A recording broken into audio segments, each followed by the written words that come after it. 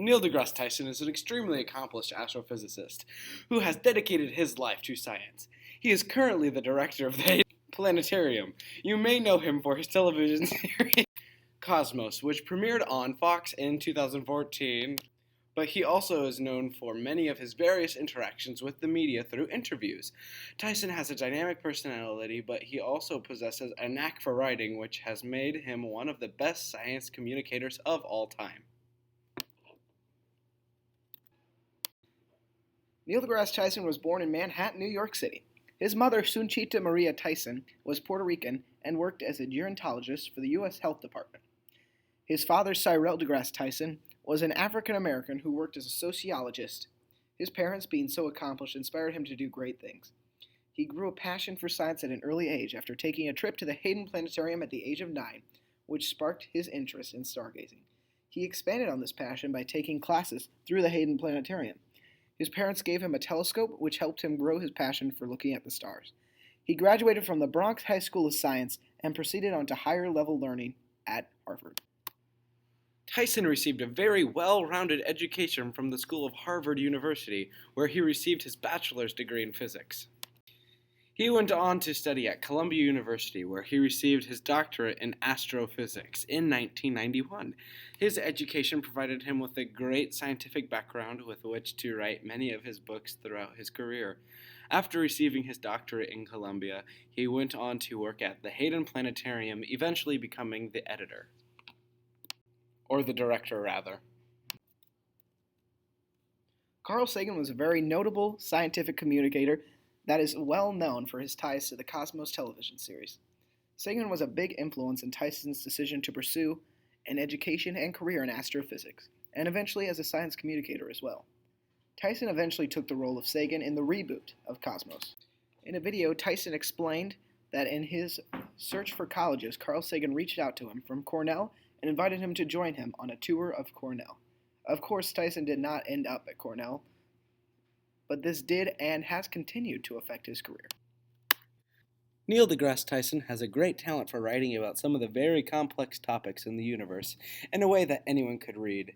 In his early books specifically, he wrote about many of the more general topics that revolve around science and the science of the universe. His book, Merlin's Tour of the Universe, was a collection of the essay on the universe that he wrote under the pen name Merlin for a column in the Stardate magazine. In the book, The Universe Down to Earth, Tyson approaches some very general topics such as the structure of science, guide to astronomical jargon, and energy, along with many other topics. This book is not the most interesting read, however it establishes his style of semi-comedic writing, supported with strong quotes and facts about the quotes from other sources.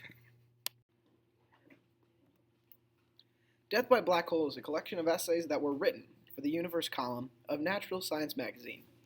The essays are a highlight of Tyson's writing as a whole, with plenty of his funny personality showing through. He also approaches some more challenging topics in this book, unlike the topics in some of his earlier books.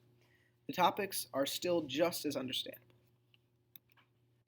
The Pluto Files is an example of the influence Tyson has on the scientific community as a whole, and specifically in the area of astrophysics.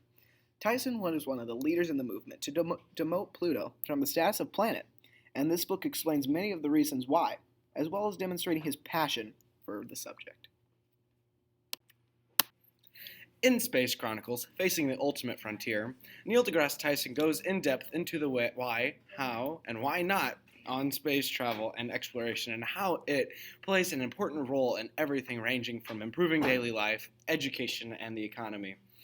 He does this by giving the history of space exploration, as well as explaining the importance of America to continue its position as leader of the space race.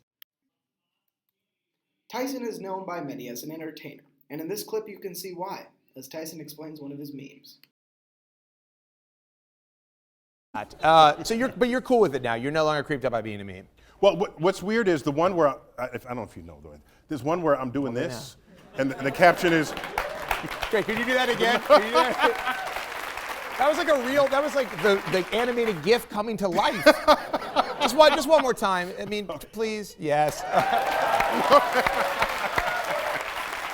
So That's amazing. So yeah, it's completely So out it's of so context 3D. because that was like a frame from an interview where I am praising Isaac Newton.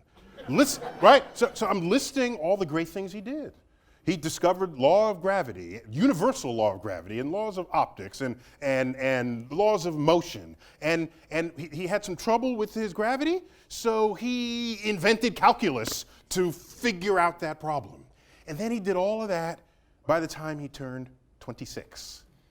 So I was saying, he's my man. He's my man. I think he's the smartest guy that ever lived. And so I said, so then I gestured and I said, the guy's good. You know, this, like, you can't argue with Isaac Newton.